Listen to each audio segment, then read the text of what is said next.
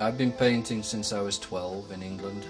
My then school teacher, Mrs. Ramsey, saw my talent and started to draw it out of me. But then I followed the road of the designer, exhibition design and graphic design.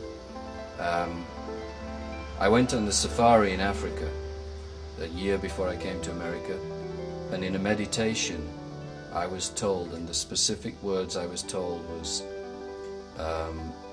your creative flame is dying, and if you don't do something about it, it will go out. And that was enough. So I sold my property in England. I'd already resigned my then job, and within 3 months I moved to America and bought a motorhome and became a professional artist. And a lot of my friends were like, oh, that's very courageous, but to me it was just I had to do it.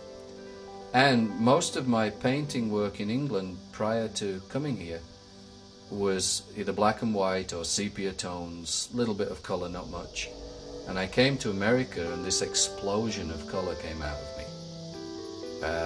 So I knew it was right for me to be here. I found when I first started, when I came here with my colour range, I went crazy. I just took all primary colours, the whole rainbow, and everyone went into every painting.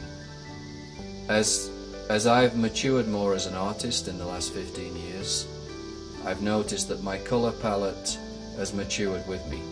And whilst I still paint bright colours, I tend to, I don't know how to say, I think, work them together in a way that's more visually pleasing. Whereas in the beginning it was like very harsh, just lots of colour that was almost too much. And I also know the energy that comes through my work because of my connection to spirit and the way I work with spirit and my meditations and things. So I know that there is something going into each piece which is beyond me. And I'm very inspired by whatever that energy is. I don't try and put a title or a name to it, but I know it's there. The way I look at it is spirit work with me when I'm painting, and I get to take the credit because I'm the one in human form and they don't have to live this life, you know. So that's my payoff, is the credit and the financial reward for doing it.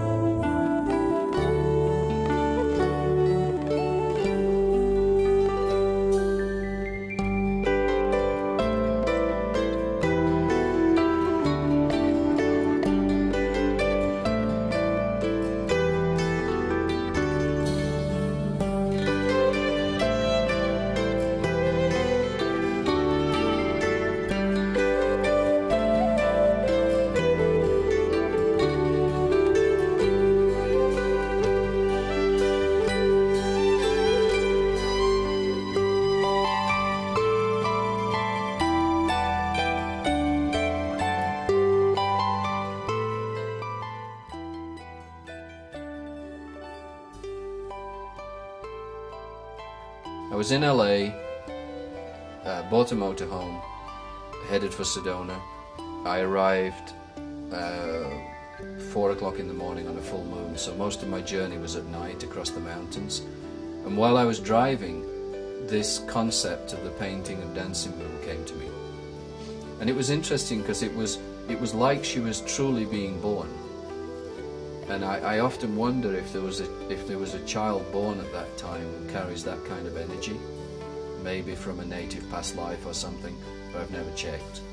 Actually, I tried to check once and I couldn't get anywhere with it. I mean, how'd you do that, you know? So Dancingmoon was conceived on that trip, and then during the first week of being here, I started painting her. But she's very special to me. She carries I did a lot of meditation, particularly on the face. The face was the last thing I painted. and I don't know how to say it, she's just special. I'll never sell the original. I'll sell the prints, but the original will stay with me. And she'll always be that special painting, but now the women's series is kind of taking over energetically. When it's finished, I'll see if there's something that takes a place.